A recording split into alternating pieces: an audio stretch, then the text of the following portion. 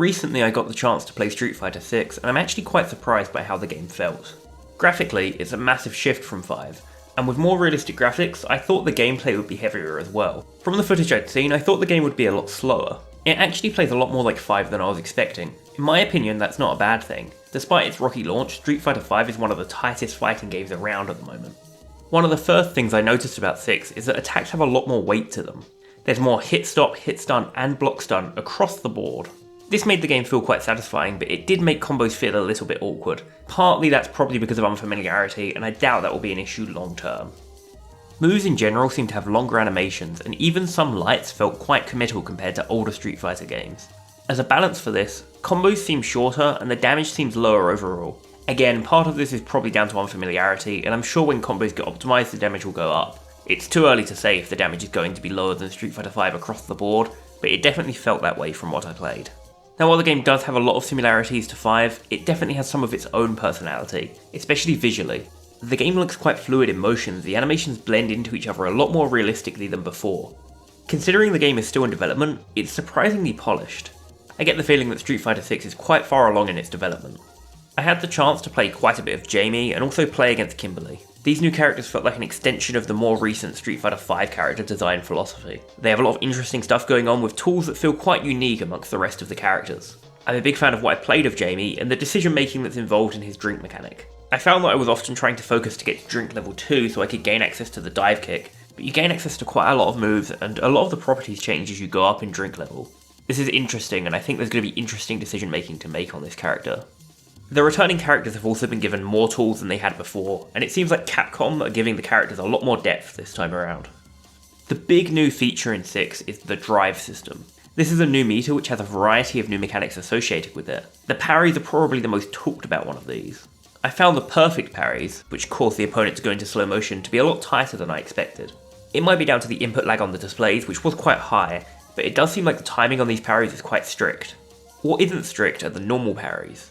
As you hold down the parry button, your meter slowly drains, and you can hold down the button until you're out of meter. You can parry just about everything I tested outside of throws, even supers. Whenever you parry an attack, you gain meter back, meaning you can parry as long as you like if your opponent is just blindly doing block strings and doesn't do anything about it. There's a short recovery animation when you let go of a parry, which creates an interesting dynamic. If you think someone is going to parry, but you want to keep pressure, you can throw them. If you've got a read and you're sure someone's going to parry, you can do nothing and then punish the recovery for more damage. I'm not going to speculate too much on how parries might affect the game at a high level, but I think they're going to have a big impact on neutral.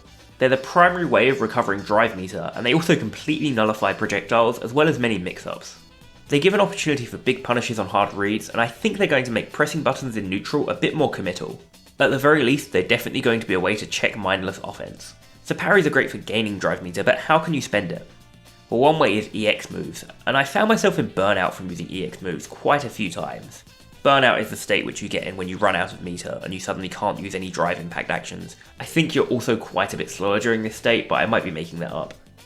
The EX moves are quite expensive for what they add, and it's hard to say without knowing the exact properties, but in general I think EX moves might be situational.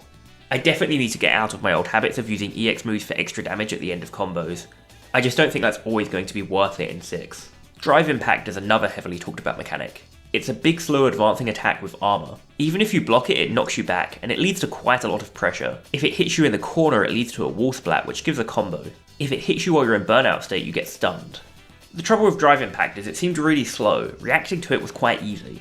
You can throw drive impact easily on reaction. You can also parry it or respond with a drive impact of your own. Since it's so slow, I'm not sure how useful it'll be. Maybe there's going to be some setups to guarantee your opponent blocking it. I'm not sure yet. My prediction is that it won't be used that much at high level play outside of these specific setups, but maybe I'm wrong. My gut feeling is that it reminds me of the reversal edge system from Soul Calibur 6. You go into a move with lots of armor that can be used to get your opponent off you, but at high levels it's easy to react to and punish. Again, only time will tell, but I don't see this mechanic being too impactful. The other two drive mechanics are Drive Rush and Drive Reversal. Drive Reversal is your typical Alpha Counter or V Reversal from 5. They're going to be useful to get out of combos and reset pressure.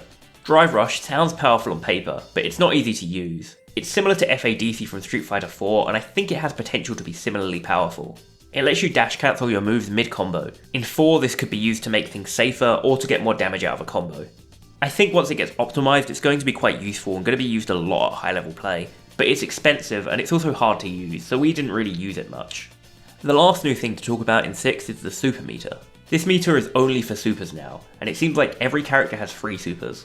In general, they tend to fit a theme. One will be a combo ender for extra damage, one will be a utility super, and the other one will be a big flashy level 3 super. I'm not 100% sure if that's universal, but it seems that way. I mostly use the level 1 supers for extra damage, but there's a lot of decision making here around the meter, and I'm sure some of the utility supers are going to be very powerful. My experience with the game definitely made me more excited to play the full version. More than anything, I want to be able to play it in training mode and figure out the game more. I look forward to playing it with my own stick and on my own setup without all of the input lag. If I get more chances to play the game, I'll definitely cover it. Thanks for watching, remember to like and subscribe if you enjoyed the video, and I'll see you all next time.